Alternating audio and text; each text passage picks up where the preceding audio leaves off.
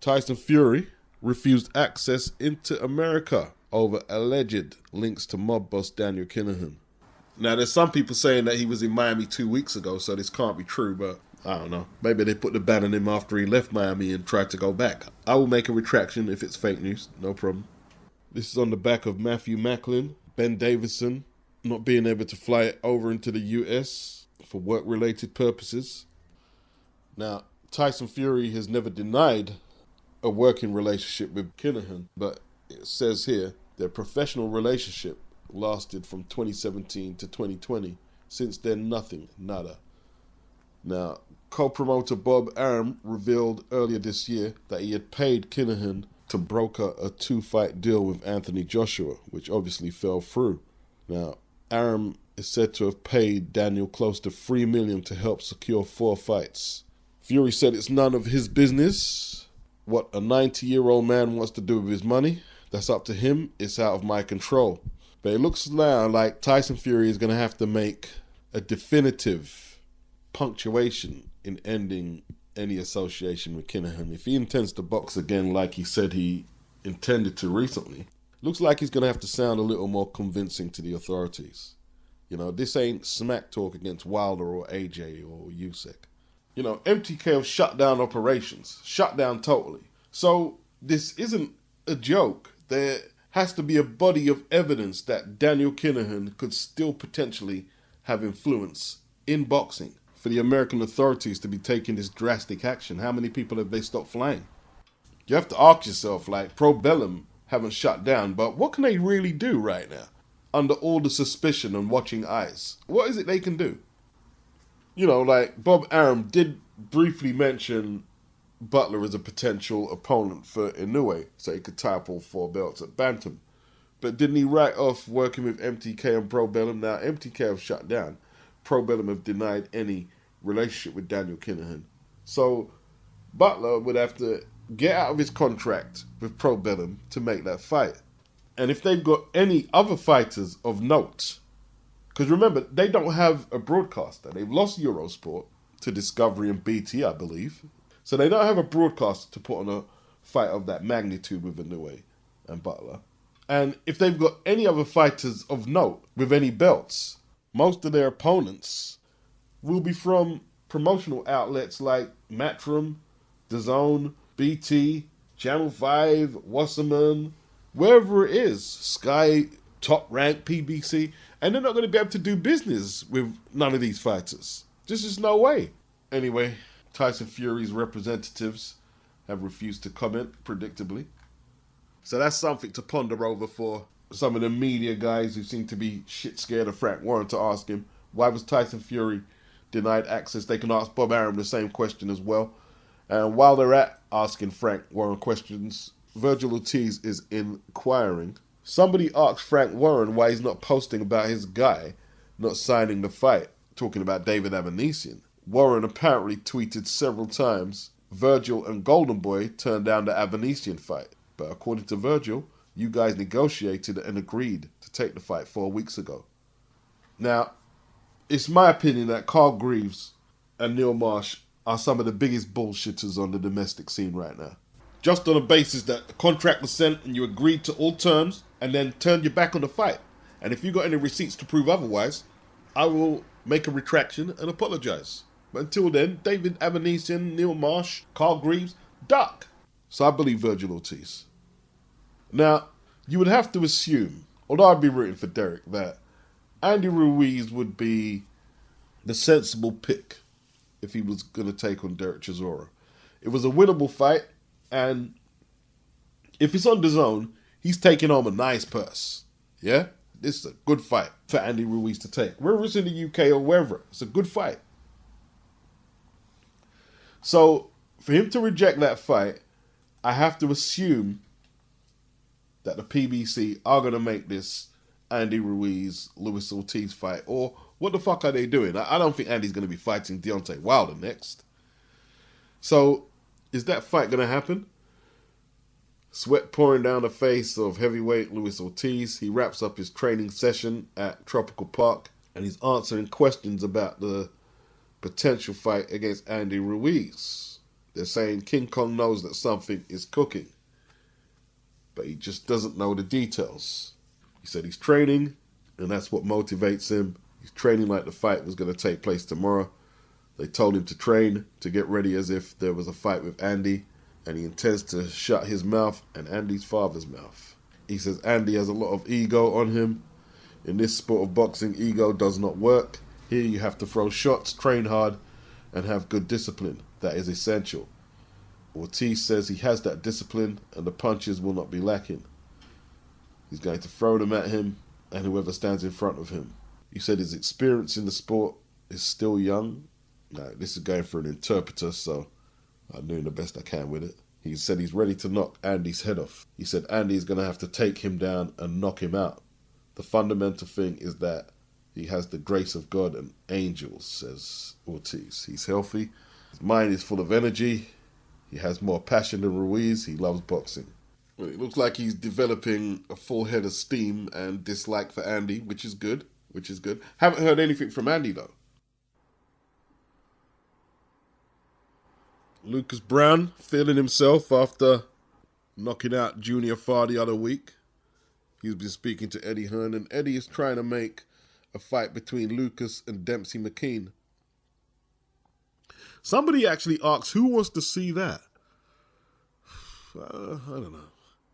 Well, I want to see it. I want to see it. It's going to be a huge event in Australia. You know, like, nobody has any delusions about Lucas becoming undisputed or unified champion or anything like that. But when heavyweights score knockouts, it builds up anticipation and expectations. Can they maybe get a little run together? Even guys like Lucas, who've lost several times and lost badly. He redeemed himself to a degree, knocking out Junior Farr. Not saying Junior Farr was the top prospect in the game or anything like that, but he had only lost to Joseph Parker on points in a competitive fight, actually. And Dempsey McKean, being an undefeated guy, yeah, it would be interesting to see an all-Aussie showdown between Lucas and Dempsey. Yeah, of course it would. I mean, for me especially, it's just part of my subscription. Yeah, I'll take it. It's not just Eddie. Like, there's rumour that Ben Shalom and Boxer Double X, they want to make Joseph Parker versus Lucas Browne. This is what knockouts do. Now, you might be in the comment section, nah, Beats, I don't agree, I don't want to see it. That's fair enough. You're entitled to like what you like, and I'm entitled to like what I like. I'm just telling you now, knockouts bring amnesia. And they also add noughts to paychecks. Just saying. Put you in demand. Lucas would be a good opponent for Nathan Gorman. He'd make a few fighters a good opponent. You know what I mean? Be better than that shit they served up for Nathan yesterday on the main event of a Channel 5 undercard. I didn't have no issues with Josh Kelly's performance or his opponent, but Nathan's opponent, not unless Nathan has been putting the work in since I last seen him and he's become Mike Tyson and everyone goes over like that. His opponent, is it Select? He just folded a little too easy. A little too easy. And maybe Lucas Browne would, but at least I know Lucas has got the threat of a big right hand coming over the top and making it exciting at least and potentially scoring an upset. Nathan Gorman, yeah, good opponent for him, no doubt. Dempsey McKean, good opponent. Joseph Parker, I don't know. Joe Joyce, no. These are not good opponents for fighters like Parker and Joyce. I expect them to be a level above fighting the likes of Lucas Browne at this stage of their careers. Parker versus Hammer, it's still... What do we think about Hammer? And yes, I was disappointed with the Nathan Gorman main event on Channel 5, but I wasn't disappointed with Nathan. His hands, fast, quick, purposeful, probably the career best I've seen, and he has been out of the ring a long time. Let's see now if he can do it against a better grade of opposition. Eddie Hearn is my enemy, and he will pay. So that's OHARA Davis, still talking about getting thrown under the bus by Eddie Hearn. And he seems very enthusiastic about taking this eliminator for the WBA Super Welterweight title against Sandor Martin so he can get some payback. But O'Hara's a little all over the place. In the next sentence, he's saying, no, I don't want to fight on the Matchroom card. Because, you know, no doubt they threw him under the bus with the Hillsborough thing. I mean, when was O'Hara Davis born? He wouldn't have known what the mood was about Hillsborough or anything like that. He's not even a football fan. They twisted whatever smack talk he was trying to pull off, and Tommy Coyle, Bellew, Eddie Hearn, Matchroom, and the media, they threw him under the bus. Yeah, they did throw him under the bus. But he has options. He can either take that fight or Lewis Ritson on Sky. So he's got a few options for fights there. If you're talking about ambition, you take the Sandor Martin fight, and then he'll have a route to a world title fight if he wins the Eliminator. But in terms of fights that he could possibly win, Lewis Ritson is a way easier fight than Sandor Martin. So apparently, he filled in his part of the CV because the WBA was getting people to fill in their CVs why they should fight for the title. And Lee Eaton apparently filled the O'Hara's in. And I'm sure that Eddie Hearn filled the Sandor Martins in. And Alberto Puello and Batir Akhmedov will fight for that vacant belt that Josh Taylor was stripped for.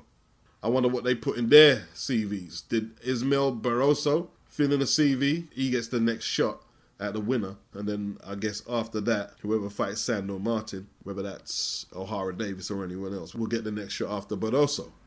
And before anyone tries to correct me and say, no, they didn't have to send in CVs, I'm being facetious. Go look it up. Get a dictionary, a thesaurus, or whatever you need. I'm having a laugh, basically, that you can actually write in a CV and cover letter explaining why you deserve a title shot. That's crazy. If you don't know who the bona fide contenders are, should you actually be a sanctioning body at all? O'Hara is saying he wanted the fight to go to purse bids, and then he started saying, I want Eddie to win it. I want Eddie to be in the front seat as I beat up Sandor. O'Hara, you fight for Pro Bellum. The fight is not going to purse bids. Pro Bellum can't make purse bids. Eddie will make an offer. You either take it or you don't. That's how that's going to go. And Eddie will be looking to get that fight in a bull ring in Spain with some hostile crowd. Because as much as O'Hara don't like Eddie, Eddie don't like O'Hara. Eddie would love to see Sandor give him a beating. And look at this. This just further adds weight to what I was saying about Pro Bellum. O'Hara Davis is fighting tonight. And so is Archie Sharp.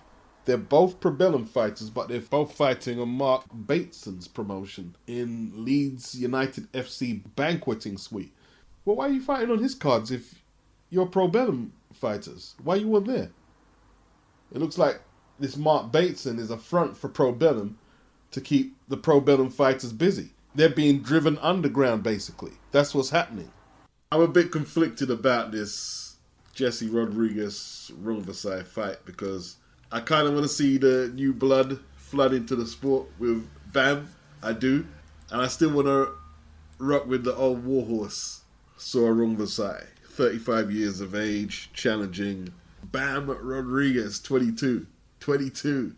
The kid. Making the first defense of that WBC Superfly title that he won from Carlos Cuadras. That was for the vacant belt. Now, Rungvasi, he got sick. And he was supposed to fight Cuadras. Bam, he stepped in. And his high tempo aggression and combination punching got him a UD. Does that technique work against Rungvasi? Jesse, not the biggest super flyweight I've seen. And he's up against a phenomenal. Now, I know Jesse's taller. But Rungvasi got huge calves for a super flyweight and leg strength and power. Hey, this is a great fight, bro. This is a great fight. Bam, the fresher kid, he could take this, but is very dependent on how good his chin is. He's going to get hit. And he's going to get hit to head and body. And it all depends how he reacts to Rungvasi's power. Like Robert Garcia, he's taught him some of the skills, like VERGIL ORTIZ, he does that little step over to the right and makes an angle for a right uppercut or a right hook. Jesse does it better than VERGIL ORTIZ. Robert is good at working with athletic fighters, and AJ is athletic, so, you know what I mean, there's some good science. Now, before I start going in, and I'm going to go in, I want to give Bob Arum credit for not making Beterbiev and Smith pay-per-view, and he could have done like he said. He could have made this a pay-per-view event, but he's left it as part of the ESPN subscription, and you got to give them credit for that. It's a great matchup. Hopefully the fight lives up to expectations. Now, let's get to it, Bob. Hey, good luck to Anthony Yarde, because Bob Arum has guaranteed that if Beterbiev beats Joe Smith, that he's coming to London to defend against Anthony Yarde. Why didn't he say the winner is coming to London? I mean, he promotes both Smith and Beterbiev. Does he know something we don't know? Is the fight rigged, Bob? And it looks like he's got big plans for October. Tyson Fury versus Joe Joyce. Yeah, that's good. That's definitely good. And it justifies the Christian Hammer fight for Joyce a little more. Nice little tune-up for Joe. Is Fury going to have one? No, he's just going to go straight in. But I tell you what, Anthony Yarde is a gifted fighter. He is gifted. He's gifted in one regard where he has power, speed, physical strength, solid fundamentals and technique. And he's also been gifted a couple of title shots and has never beaten a legit top 10 opponent. Lyndon Arthur is the highest ranked opponent he's faced. He was ranked when he fought Yarde. But name someone Lyndon fought who was world class outside Yarde or even in the top 20. And I don't want to get too carried away with any conspiracy theories, but I question if Frank Warren is setting Anthony Yarde up, fattening him up for Bob Arum. Because, like, it doesn't matter if anyone who is Team Yarde takes offense to what I'm saying. It doesn't matter, right? I've been watching boxing a long time, and to win these fights, you have to sharpen up your tools. And him not fighting since December, and the fight only went a few rounds. How can this be good preparation for the winner of Smith and Beterbiev, or as Bob phrases it, Beterbiev? Is Beterbiev coming to London? No mention of Smith coming to London. If I was a punter, and I'm not, I wouldn't bet on Joe Smith tonight, especially if it goes to the scorecards. And then, you know, like Bob says Eddie doesn't know the American market, he doesn't get it. He clearly don't know the British market, right? Now, whether some of you want to acknowledge, don't want to acknowledge that Dylan was a pay-per-view draw. He did help bring back big-time boxing over here with his fights against AJ, Lucas Brown, Derek. Whether you want to acknowledge that or not, that's up to you. I'm not here to argue with you, right? Joe Joyce does not have Dillian Whyte's profile in the United Kingdom. That fight is not selling out Wembley. It's not. And there was a whole lot of us saying that Fury versus Whyte is not breaking 1 million pay-per-view buys. Forget what Frank or Bob has to say. It's not breaking it. And they still haven't disclosed the numbers yet. And we know why that is. And Joe needs to know that October is a long way away. And Fury has a habit of flip-flopping on fight dates. It's not like Joyce is mandatory or anything like that. So good luck. And Bob, I don't hear Bob denouncing the Ring magazine. Now they've got Tyson Fury as the champion. But when the interviewer asked him about Bivol being ranked number 1 light heavy ahead of Beterbiev and Smith, I'd take it with a grain of salt of what the Ring has to say about who's the best. Did you notice something about the build-up for Fury versus Whyte? They didn't mention lineal champion or Ring magazine champion once in the build-up. Now they got that WBC strap. But let me tell you what Bob's real beef was. Yeah? Was the Dazn attack. Let me tell you what his real beef was. He started attacking Dazn. How nobody watches Dazn. They call it dead zone. I saved Devin. You're in the light now. You're no longer in the dark zone. Listen, I got Bob sussed and pegged. Let me tell you this now. Sky were not the only ones who were pissed that Anthony Joshua signed with Dazn. Nobody's going to watch an app. They haven't got no other sports worth watching. And that is true. That is true. But let me tell you this now, yeah? You can't talk for us. And when I say us, I'm not talking about Brits. I'm talking about us boxing fans who are invested in that app. That app has done a great service. He tried to knock Canelo's pay-per-view numbers on DAZN in America. What was it, 600 or whatever? Or depending on what source you go to. Well, why don't you talk about Tyson Fury's pay-per-view numbers in America? And his pay-per-view numbers in Britain. I heard he didn't even do over 100,000 across the pond.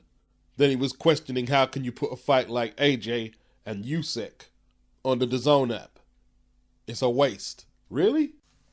Some of you are really trying to tell yourself that nobody watches DAZN, but yet Katie Taylor and Amanda Serrano, 2 women, had bigger viewership, same country, same night, than Shakur versus Valdez, a unification, 2 men on top-ranked ESPN Bob Arum's platform, and this was on the back of Bob Arum saying people don't really check for women's boxing.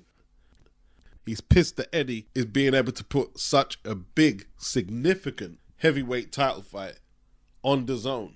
The biggest heavyweight fight this year. Not Dillian versus Fury.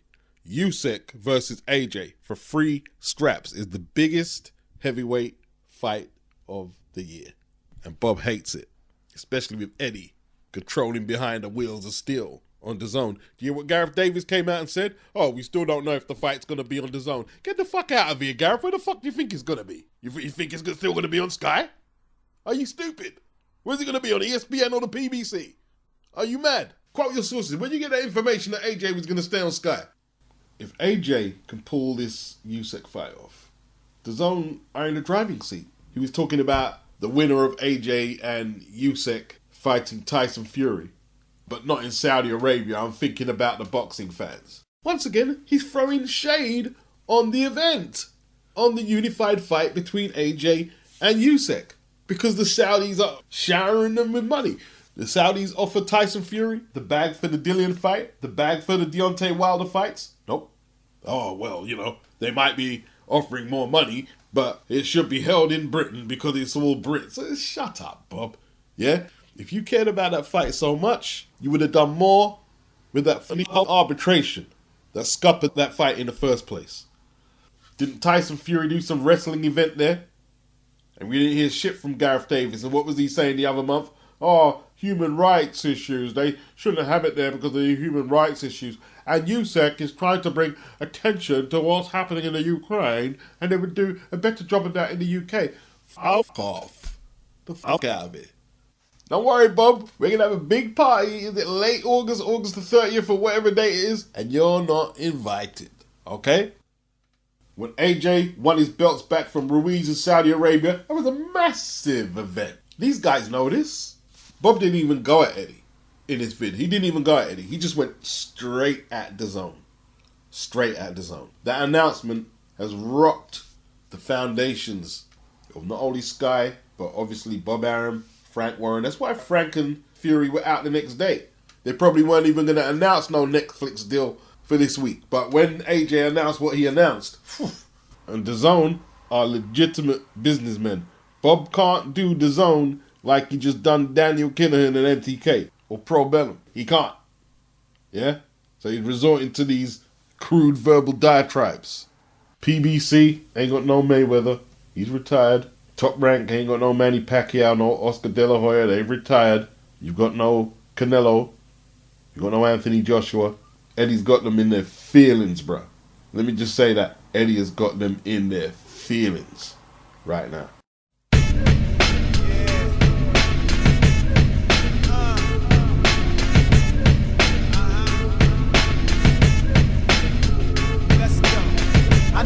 I turn a blind eye. Rap about strippers get high, let the time fly. Instead I point out who the crime by. Who the real criminal, the system is designed by. It's criminal to let them get all up in your subliminal. With the crazy messages the media displaying. Go up in the prison, you see the population is mostly us. Then you know you gotta do more than just praying. Casual surveying of the situation leads to one explanation. Misinformation breeds, ignorance, confusion, substances abusing. People put more thought into the car that they are cruising than the mate that they are choosing. School for the youth and they hate to get a taste of the pudding at the proof in. Probably I'm a nuisance, but this is just my 2 cents. Cats at the precinct got them terroristic blueprints. No surprise when the news went viral about the latest shooting and the looting. But they won't blame it on the victim. See the images, how they depict them. Yeah, I know they wish I turned a blind eye. Rap about strippers get high, let the time fly. Instead I point out who the crime by. Who the real criminal the system is designed by. Who the one that it's designed for. Who interest they protect, who the laws being signed for. If it ain't about money, what you rhyme for? Silly nigga, it's your mind every line for. They probably thinking I should coexist with the bullshit injustices. Don't say shit, nigga, don't resist. You know the money that you might could get. You could spit a rhyme about some champagne and bitches, niggas striking rich. That's the kind of logic playing in the psyche of these young ass rappers who be worshiping the Nike and the chains and the rims on their cars. Fuck real, you could be a star with them lame ass bars. That's the prototypical image of the black youth. So they had no sympathy when the cops attack you. A simple tactic, that's how they dehumanize a whole generation, same time consumerize a whole culture. Del Jones used to call them vultures. Guess we wasn't listening when he spoke to us. Raise your hand when they approach you. Put them on the dashboard if they pull you over in your roadster. I guess they wish I turned a blind eye. Rap about strippers get high, let the time fly. Instead I point out who the crime by. Who the real criminal the system is designed by. Who the ones that it's designed for. Who interests they protect, who the laws being signed for. If it ain't about money, what you rhyme for? Silly nigga, it's your mind every line for. Miseducated, misrepresented, it's man-made, it's epidemic, it's black on black, crack dealing, killing spree. We all feed into it unwillingly. So used to chains that we feeling free. So used to nonsense, most of them ain't feeling me. That's how I know I'm saying something true. The truth hurt, so motherfuckers hating me ain't nothing new. Just have a logical response when I'm confronting you. You identify with the same ones that's hunting you. That's a sickness, I think they rely on it. I think they supply the drugs, hoping you get high on it. Praying that you wreck the block, hoping that you die on it. Or you shoot somebody else, let them bullets fly on it. Spend your life inside the pen. Have your son grow up without a father, he followed the trend. Yeah, I know they wish I turned a blind eye.